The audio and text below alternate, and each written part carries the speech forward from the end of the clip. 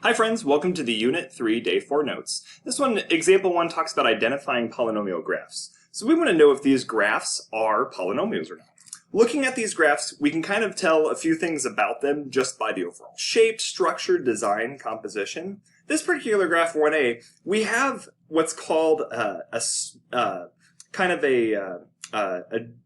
conjoined graph, a continuous graph, excuse me. So the graph is continuous. There's no breaks in the graph.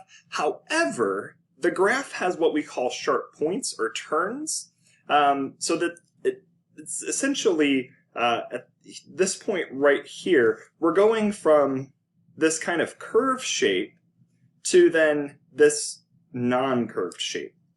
Looking at this graph, this is actually the combination of an absolute value graph that's piecewise defined to here, and then another curve that continues on and then is also piecewise defined here. So this is not a polynomial. Not a polynomial.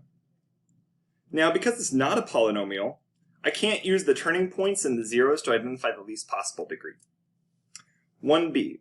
This graph is smooth and continuous, so this is a polynomial.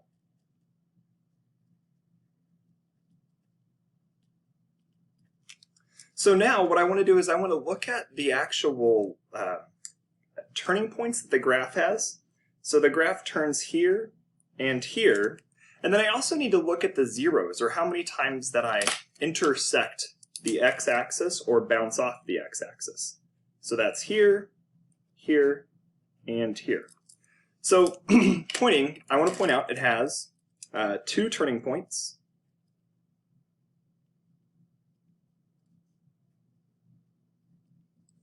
And then it has 3 zeros,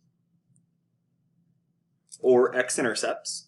So in this context, the degree of this has to be at least a 3rd degree polynomial. And the reason why I know it's a 3rd degree polynomial is because of the zeros, and then the turning points has to be 1 less than the number of zeros. So this is at least 3rd degree. So at least it's at least a 3rd degree polynomial, or a cubic.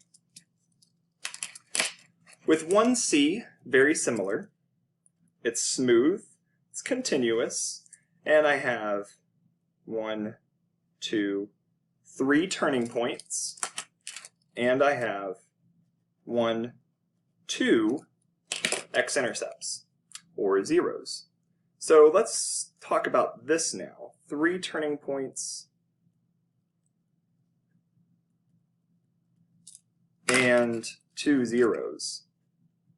This is different than the other one because this one, it followed what we said earlier with it having n-1 turning points. With the zeros, this turning point was 1 less than the number of zeros. Here it's not. The zeros are 2. So often students will go off the zeros to determine the degree of the polynomial. Look at the turning points, add 1, remember it's n-1. So this is at least, this is a polynomial. Let's answer that first. This is a polynomial of at least degree 4.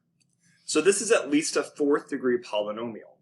And the reason why is because of the number of turning points. Even though we only intersect the graph twice and only giving us 2 zeros, go off the number of turning points to help determine the degree or polynomial of the degree of the polynomial of the graph.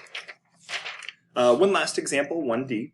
This graph is not continuous. There is a kind of a gap, and that is because it's a piecewise defined function, and this is actually not a polynomial because of it's not continuous. So not continuous. And then the other one, continuous.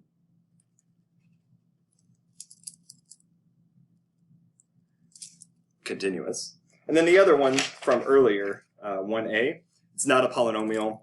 We have basically a curve to a sharp edge. So we usually call these a sharp edge to the graph.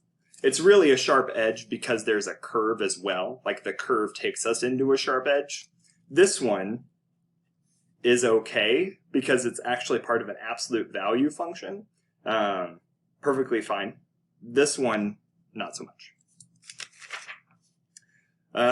Join me in the next video as we talk about the end behavior of polynomial graphs.